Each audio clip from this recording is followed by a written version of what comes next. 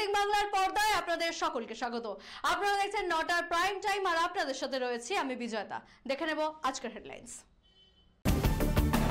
টিএমসিপির বিক্ষোভে রবীন্দ্রনাথের ছবি পোড়ানোকে ঘিরে রাজনৈতিক তরজা তুঙ্গে। বালি পাচার চক্রে মোটা অঙ্কের লেনদেন, রাজ্য জুড়ে ইডি তল্লাশির অভিযান। শওকত মোল্লার বিরুদ্ধে মানহানির মামলা দায়ের করলেন নওশাদ সিদ্দিকী। থানার বিরুদ্ধে পুলিশি জুলুমের অভিযোগ জেলা শাসকের কাছে স্মারকলিপি। বাগুইহাটিতে চলন্ত বাসে আগুন, চাঞ্চল্য এলাকায়। এবার উচ্চ মাধ্যমিক পরীক্ষায় বড় বদল, সেমিস্টার ও ওএমআর পদ্ধতিতে পরীক্ষা শুরু। শুরুতে যে খবর দিকে নজর রাখবো, চাচল কলেজে টিএমসিপির বিক্ষোভে প্রধানমন্ত্রী ও স্বরাষ্ট্রমন্ত্রীর ছবির পাশাপাশি কবিগুরুর ছবিতে আগুন লাগাতেই তীব্র চাঞ্চল্য।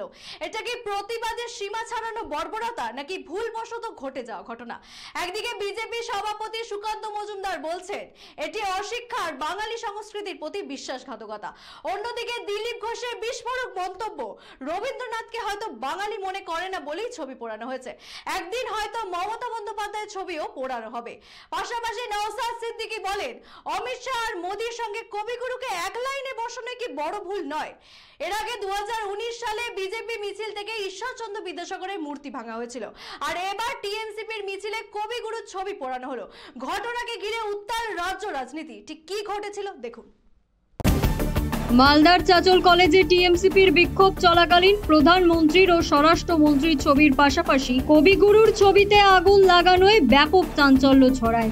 ঘটনায় কড়া প্রতিক্রিয়া জানিয়েছেন রাজ্য বিজেপি সভাপতি সুকান্ত মজুমদার। তিনি এটিকে অশিক্ষা, বর্বরতা ও বাঙালি সংস্কৃতির প্রতি বিশ্বাসঘাতকতা বলে নিন্দা করেন। অন্যদিকে দিলীপ ঘোষের বিস্ফোরক মন্তব্য, রবীন্দ্রনাথকে হয়তো বাঙালি মনে করে না বলেই ছবি পোড়ানো হয়েছে, একদিন হয়তো মমতা বন্দ্যোপাধ্যায় ছবিও পোড়াবে। রবীন্দ্রনাথ সিং মতো বাঙালি নন হয়তো, সেই জন্য পুড়িয়ে দিল। কার ছবি পোড়াবে এখন তারাই একদিন হয়তো মমতা ব্যানার্জির ছবিও পোড়াবে। যে কালচার তৈরি হয়েছে পশ্চিমবাংলায়, প্রতিহিংসা, ধান্দাবাজি, বাঙালি বাংলা ভাষা ইত্যাদি নিয়ে এই ধরনের ছেঁদো রাজনীতি, এটা পশ্চিমবাংলার মান সম্মানও বাড়ছে না, বাঙালিরও মান সম্মান বাড়ছে না। এই ধরনের রাজনীতি কোথাও চলতে পারে না। অন্যদিকে আবার আইএসএফ নেতা নওশাদ সিদ্দিকী বলেন অমিত শাহ মোদির সঙ্গে কবিগুরুকে এক লাইনে বসানোই বড় ভুল। কবিগুরুর অবদান কেবল বাংলায় নয়, বিশ্ব ইতিহাসে। তিনি আরো বলেন এর আগে বিজেপির মিছিল থেকে ঈশ্বরচন্দ্র বিদ্যাসাগরের মূর্তি ভাঙা হয়েছিল। অমিত শাহ, নরেন্দ্র দামোদর দাস, সৈকত মাথাছড়া, যারা রাজনৈতিক ভাবে যেটা আছে তাদের সাথে কবিগুরুকে এক লাইনে বসিয়ে দিচ্ছে।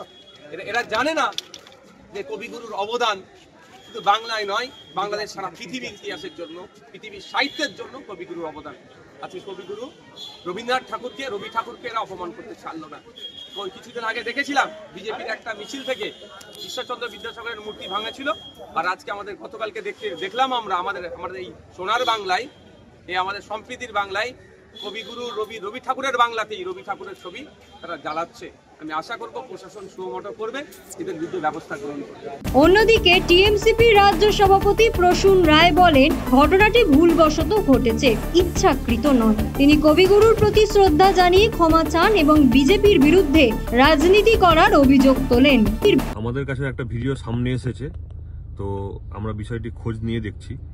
সবচেয়ে বড় কথা হচ্ছে আমরা ছোটবেলা থেকেই কবিগুরু রবীন্দ্রনাথ ঠাকুরের কবিতা, গান এগুলো পড়েই আমরা মানুষ হয়েছি।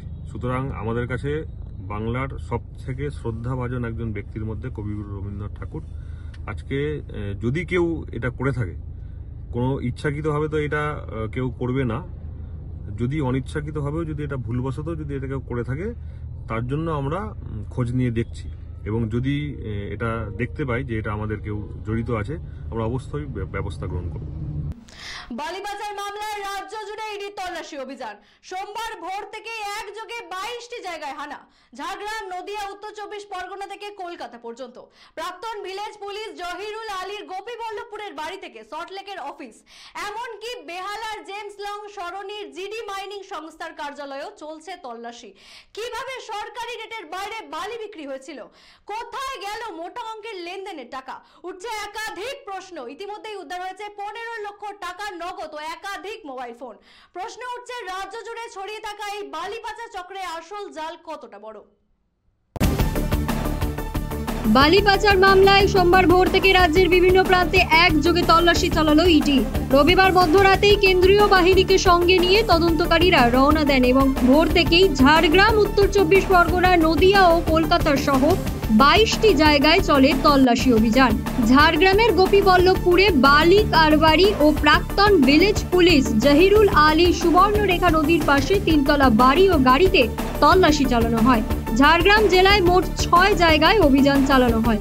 অন্যদিকে নদিয়ার কল্যাণীতে ধীমান চক্রবর্তীর বাড়ি ও তার সল্টলেক সেক্টর 5-এর অফিসেও তল্লাশি চালানো হয়। তিনি জিডি বাইনিং নামের সংস্থার সঙ্গে যুক্ত বলেও জানা যায়। পাশাপাশি কলকাতার বেহালার জেমস লং সরণির জিডি বাইনিং সংস্থার অফিসেও ইডির হানা হয়েছে। সূত্রের খবর, মোটা অঙ্কের লেনদেন, সরকারি রেটের বাইরে বালি বিক্রি ও দুর্নীতির প্রমাণ খুঁজছে ইডি। দীর্ঘদিন ধরে চলা বালি পাচারের অভিযোগের তদন্তেই এই অভিযান। ইতিমধ্যেই তল্লাশি অভিযান চালিয়ে 15 লক্ষ টাকা সহ একাধিক মোবাইল ফোন উদ্ধার হয়েছে। শওকত মোল্লার বিরুদ্ধে মানহানির মামলা করলেন নওশাদ সিদ্দিকী। সোমবার ব্যাংশাল কোর্টে এই মামলা দায়ের করেন আইএসএফ বিধায়ক। অভিযোগ, শওকত মোল্লার সাম্প্রতিক মন্তব্যে মানহানি হয়েছে তার, তাই বাধ্য হয়ে আইনি পদক্ষেপ নিলেন নওশাদ। যদিও মামলার শুনানির তারিখ এখনো নির্ধারিত হয়নি, এই ঘটনাকে ঘিরে ইতিমধ্যেই রাজনৈতিক মহলে চাঞ্চল্য। সোমবার ব্যাংশাল কোর্টে তৃণমূল বিধায়ক শওকত মোল্লার বিরুদ্ধে মানহানির মামলা দায়ের করলেন আইএসএফ বিধায়ক নওশাদ সিদ্দিকী। নওশাদের অভিযোগ, শওকত মোল্লা সম্প্রতি একটি বক্তব্যে তার বিরুদ্ধে মানহানিকর মন্তব্য করেছেন। সেই কারণেই নওশাদ আইনি পদক্ষেপ নিতে বাধ্য হয়েছেন। মামলার শুনানি কবে হবে তা এখনো নির্ধারিত হয়নি। ঘটনাটি রাজনৈতিক মহলে চাঞ্চল্য তৈরি করেছে। দেখুন, আমরা একজন বিধায়ক, আমরা ল মেকার, আমরা আইনকে মান্যতা দিয়ে চলি। আমাদের এমন কোনো মন্তব্য হয়ে যাবে না যেটা জনমানুষের বিশৃঙ্খলা তৈরি হবে, যে মন্তব্যের দ্বারাই মানুষ পিটিয়েও মেরে দিতে পারে। কারণ বিজেপির কাছ থেকে 30 কোটি টাকা নিয়েছে মানে ভয়ঙ্কর অপরাধ করা হবে। তো উনি এরকম ভাবে বলে ছড়াচ্ছেন। আমি এই পরিবর্তে তাকে তো বলতে পারি না এরকম ভাবে 1998 সালে তোমার দিদি কার কাছ থেকে সিম্বল নিয়ে লড়াই করেছে, হ্যান করেছে, এই কথা বলে আমি জবাব দেওয়ার প্রয়োজন বোধ করি না। আমার নামে মিথ্যাচার হয়েছে, আমাদের পার্টির নামে মিথ্যাচার হয়েছে, সুতরাং সেই মিথ্যাচারের জবাব আমি আইনের মাধ্যমে দেব।